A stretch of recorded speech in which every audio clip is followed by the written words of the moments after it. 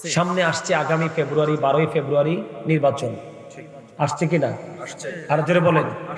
সামনে আসছে 12ই ফেব্রুয়ারি কি নির্বাচন। আমার এই ভাই, ওনার নাম কি? হাজী মোহাম্মদ রুবেল হোসেন সাহেব। তিনি আহলে সুন্নাত ওয়াল জামাতের একটা প্রতীক, মোমবাতি না, মোমবাতির প্রতীক নিয়ে তিনি নির্বাচন করবে। সবাই ওনার দিকে নজর রাখবেন। আমা ঠিক বে ঠিক দি কিছু কয় না, আরো জোরে, আরো জোরে। কোন বাতি? মোমবাতি। কোন বাতি? মোমবাতি। কোন বাতি? মোমবাতি। মনে থাকবে? জি আলহামদুলিল্লাহ বলেন, আর জোরে বলেন। খেয়াল রাখবেন তো সবাই। আল্লাহ কবুল করো, আমিন। আল্লাহ ঈমানদারকে ডেকেছেন, কোন বেঈমান, কোন কাফের, কোন মুশরিক, কোন মুনাফিককে ডাক দেয়নি। আল্লাহ বলেছেন, ও বিলিভার সেভ ইয়োরসেলফ। মুমিনকে বলেছেন, তুমি জাহান্নাম থেকে বাঁচো। and your families from the fire, তুমি তোমার পরিবারকে, আহালকে জাহান্নাম থেকে বাঁচাও। আমি আজকে আপনাদেরকে বাঁচানোর জন্য এসেছি। আপনাদের এই রাধানগরের মানুষ এতটাই হতভাগা, এতটাই কপাল পোড়া। আমি যদিও নিজেকে গুনাহগার দাবি করি, কিন্তু আজকে আপনাদের জন্য আমি নিয়ামত, কারণ আমি আজকে মেহমান এবং মুসাফির। মেহমান এবং মুসাফির এই দুইজনের দোয়া নিঃসন্দেহে কবুল হয়। আমার মনে হয় এই জন্য তো বললাম, আপনাদের কাছে স্পেসিফিক একটি স্পেশাল পাওয়ার আছে, যেটা দিয়ে আপনি আল্লাহকেও ম্যানেজ করতে পারবেন, জাহান্নামকেও ম্যানেজ করতে পারবেন, ফুলচেরাতকেও ম্যানেজ করতে পারবেন। পারবেন না? আরে না মিয়া, পারবে। রাধানগর আপনারা পারবেন না, আপনারা যারা এসেছেন আপনারা পারবেন না। আপনাদের একটাই পাওয়ার, আল্লাহ এবং রসুল। যারা আসে নাই তাদের পাওয়ার আছে ব্যতিক্রমী পাওয়ার। না হয় তারা মিস করলো কেন? কথা বলেন। আমি যেটা বলতে চেয়েছি, আমাদেরকে দেখান। আমার কিন্তু নির্দিষ্ট বিষয় আছে, আমি সেই বিষয়ে যাইতে হবে। তবে আপনাদেরকে একটু মোটিভেশন করতে হবে, আমাকে একটু মোটিফাই করতে হয় না? কেন করতে হবে? আপনার টুপি ছাড়া কেন আসলেন আমাকে বলেন তো। আসবেন কি করে? টুপির কাছে যাবেন কি পরে? সারাক্ষণ তো থাকেন এটার কাছে, সারাক্ষণ তো এটার কাছে থাকেন। এটা মানুষ, এটা নিজেকে ভুলিয়ে দেয়। মানুষ যে একজন একটা পার্সন, তাকেও ভুলিয়ে দেয় এটা। আর আপনি কাকে মনে রাখবেন? আপনি নিজেকে তো নিজে ভুলে যান এটার কাছে গেলে। আপনার পরিচয় পর্যন্ত, আপনার ব্যাকগ্রাউন্ড পর্যন্ত আপনি ভুলে যান। আপনি আপনার ফিউচারকে নিয়ে আপনি চিন্তা করবেন কখন? এদিকে তাকান। আমি আলেমওয়ালা কথা বলতে চাই না, তারপর এটা বের করলাম। যুব সমাজ, এই যে আপনাদের মুরব্বীরা যখন চলে যাবে, যায় কয়টা মুরব্বী আছে, মুরব্বীগুলো চলে গেলে, যুবক আমি তোমাদেরকে বলে যাই, তোমাদেরকে এই দুনিয়াতে কেউ ভালো রাখতে পারবে না। কারণ তোমরা এই যুগের ছেলেরা ইসলাম থেকে এত দূরে গিয়েছো যেটা কল্পনার বাহিরে। কথা বলেন না? ঠিক বলছি না? আপনাদেরকে দেখলে কি আপনাদের ছেলেরা সালাম দেয়?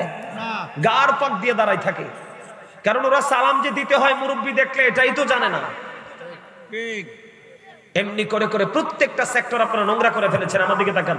বেঈমান কাফের সম্পর্কে আল্লাহ কি বলেছে? এদিকে দেখান। আল্লাহ বলেছেন, উইদ্দাত লিল কাফিরিন। আল্লাহ বলতেছে, আল্লাহ জাহান্নাম বানাইছে কাফেরদের জন্য। কার জন্য? কথা বলেন। জাহান্নাম কার জন্য বানাইছে? কাফেরদের জন্য। খেয়াল করেন, এই জাহান্নামে কেন যাবে মুসলমান? প্রশ্ন কি আসে না হৃদয়ে যে জাহান্নাম বানাইছে কার জন্য? কাফেরদের জন্য। কিন্তু এখানে মুসলমান যাবে কেন? চরিত্রের কারণে। কারণ মানুষ ছিল গুড ক্যারেক্টার সম্পন্ন। এখন মানুষ কন্টিনিউয়াসলি ক্যারেক্টারলেস পারসন হিসাবে নিজেকে প্রিপেয়ার করছে, প্রস্তুত করছে। ঠিক না বলেন? আমার দিকে তাকান। আল্লাহ আমাদেরকে, মুসলমানকে বলেছেন, ইন্নাল কাফিরিনা কানু লাকুম আদুওয়াম মুবিনা। আল্লাহ ঈমানদারকে বলেছেন, the heretics are the eternal enemy of the believers. ঈমানদারদের প্রকাশ্য শত্রু হলো বেঈমান কাফেরেরা। তাদের জন্য বানাইছে কি? দোজক। খেয়াল করেন, তাদের জন্য বানাইছে কি? দোজক, জাহান্নাম। আর আমাদেরকে বলেছে, আমরা যারা মুসলমান ঈমান এনেছি, আমাদেরকে আল্লাহ রাব্বুল আলামিন রেড অ্যালার্ট দিয়েছে যে বেঈমান কাফেরেরা তোমাদের প্রকাশ্য শত্রু। কি এটা কি আপনাদের জন্য রেড সিগন্যাল না? কথা বলেন না কেন? আরো জোরে বলেন। এটা রেড সিগন্যাল না গ্রিন সিগন্যাল? কোনটা?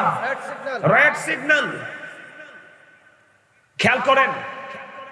এখন যারা মূর্তি পূজা করে, কি করে, তাদের সম্পর্কে আল্লাহ কি বলতেছে? আমার দিকে দেখান। আল্লাহ বলেছেন, ইন্নামাল খামরু ওয়াল মাইসিরু ওয়াল আনসাবু ওয়াল আজলামু রিজসুম মিন আমালিশ শাইতান।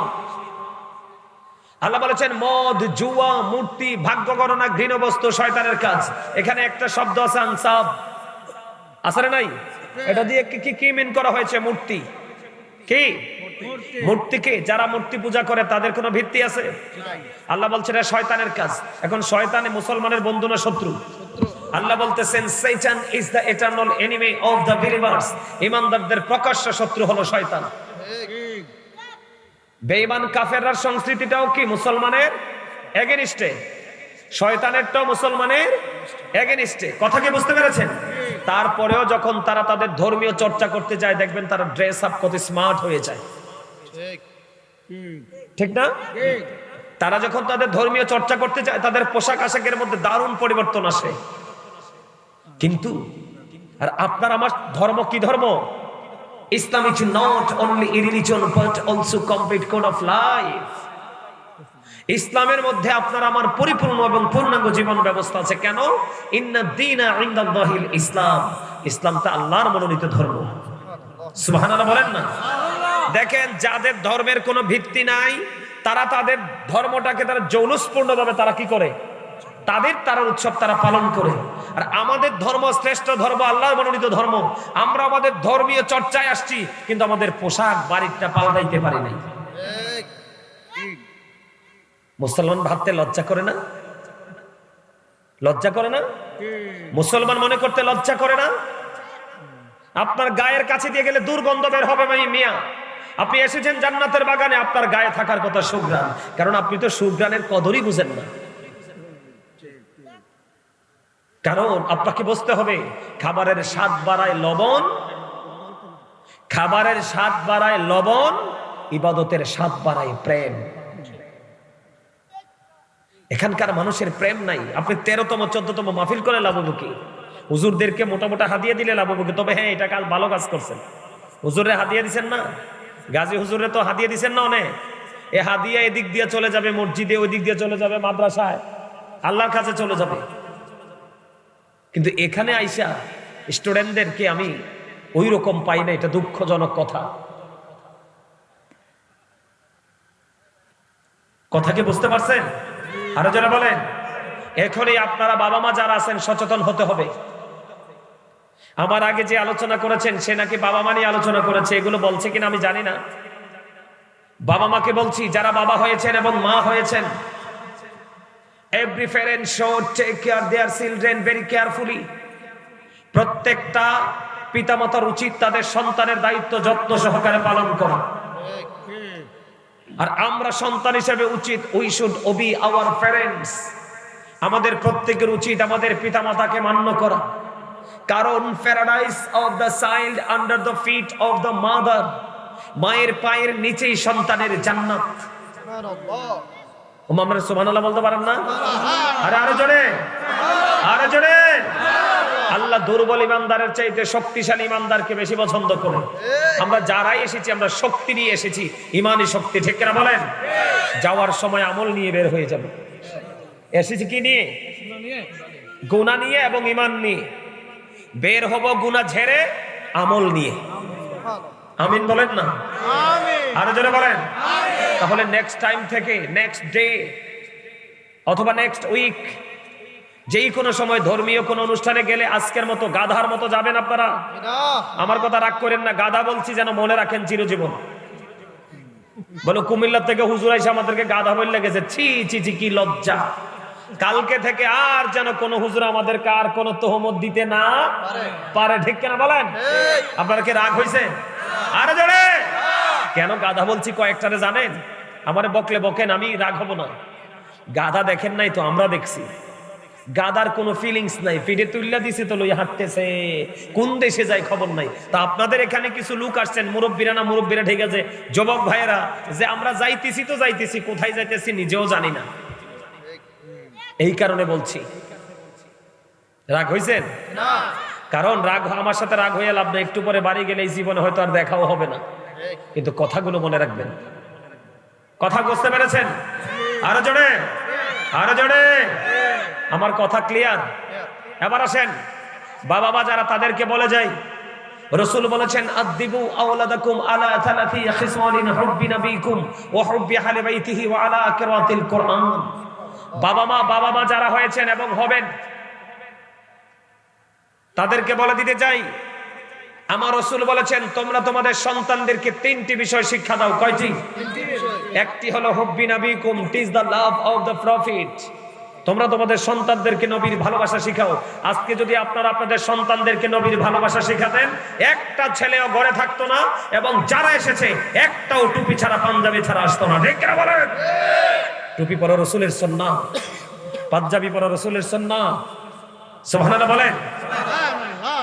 সুগন্ধি লাগানো সুন্নাহ। আজকে কি এটা লাগাই আসতো না? অবশ্যই আসতেন। এরপরে বলা হয়েছে অহুব্বি আহলি বাইতিহি, নবীর আহলে বাইতের ভালোবাসা শিখাও। এই নবীর প্রেম, নবীর আহলে বাইতের প্রেম, এটা ঈমান এবং এই শিক্ষা অর্জন করা ফরজ। সুবহানাল্লাহ বলে আরো জোরে। এরপরে রাসূল বলেছেন আলা কিরাতিল Quran, learn to recite the holy Quran, Quran তেলাওয়াত শিখাও। সুবহানাল্লাহ, জোরে জোরে করুন সুবহানাল্লাহ। আরো জোরে বলেন না সুবহানাল্লাহ। আলহামদুলিল্লাহ বলেন। আজকে যদি বাবা মারা তিল তিল করে বাচ্চারা বড় হতে হতে এই শিক্ষাটা দিতেন, আজকে আপনাদের এই জান্নাতের বাগান কানায় কানায় ফুলে যেত। বাবা মার চাইতে ইন্টারেস্ট তাদের বেশি থাকতো যে মাহফিলে যাই, হুজুর কি বলে শুনি, এক একটা ফুলের এক একটা সৌন্দর্য এবং এক একটা গ্রাম। কথা কি বুঝতে পারছেন? আর জোরে বলেন। সম্মানিত উপস্থিতি, আমার তো মনে হয় আপনার মসজিদে মনে হয় ফাঁকা থাকে, মুরব্বী 2-4 যায়। কিও মিথ্যা কথা কইছিনি? আর শুক্রবার এলে লাভ হতো কি? রমজান আলী, আরেকজন আছে শুকুর আলী। কথা কেন কেন আরেকজনে? এই আমল দিয়ে তো লাভ হইতো না। লাভ হইব? কথা কি বুঝেন? আমার বুঝেন? সম্মানিত উপস্থিতি, আমার মিশন হলো, আজকের শিরোনাম হলো আমিও বাঁচবো আপনাদেরকেও বাঁচাবো। আমার শিরোনাম হলো ওইটা। ওই শিরোনামে আমি আলোচনা করতে চাই। রাজি আছেন? আরো জোরে বলেন, আরো জোরে। বন্ধুরে আমার, আজকে আপনাদের এই সমাজের অবনতি, আপনাদের এই সমাজের ক্লান্তি লগ্ন, আপনাদের এই প্রতিকূল পরিবেশের পিছনে বন্ধু একটা মাত্র বড় কারণ, সেটা হলো আপনাদের দাম্পত্য জীবনের মধ্যে যে স্মার্টনেস থাকার কথা সেটা নাই। আপনারা মানেন বা না মানেন, আগেই বলে রাখি, কারণ হক কথা বললে অনেকের কলিজায় লাগতে পারে, কারণ কষ্ট লাগতে পারে। এই জন্য আমি বলে রাখি, আমার রাসূল বলেছেন আল হাক্কু মুররুন, হক কথা তিতা। কি? আমার রাসূল বলেছেন হক কথা তিতা। আমার আল্লাহ বলেছেন কুলু কাওলান সাদীদা। আমার আল্লাহ বলেছেন সে দা রাইট থিং, সত্য কথা বলো, সঠিক কথা বলো। রাসূল বলতেছে কি হকটা তিতা লাগবে কারো কারো কাছে, কিন্তু আল্লাহ বলতেছে তিতা লাগলে কি হইছে, সবটাই বলো। সুবহানাল্লাহ বলেন না কেন? আরো জোরে বলেন।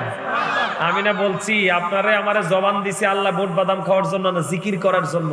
আজকে জান্নাতের বাগানে আমরা মেহমান, আজকের জান্নাতের বাগানের 1 নাম্বার ফল হলো সুবহানাল্লাহ। আরো জোরে বলেন সুবহানাল্লাহ। আরো জোরে বলেন।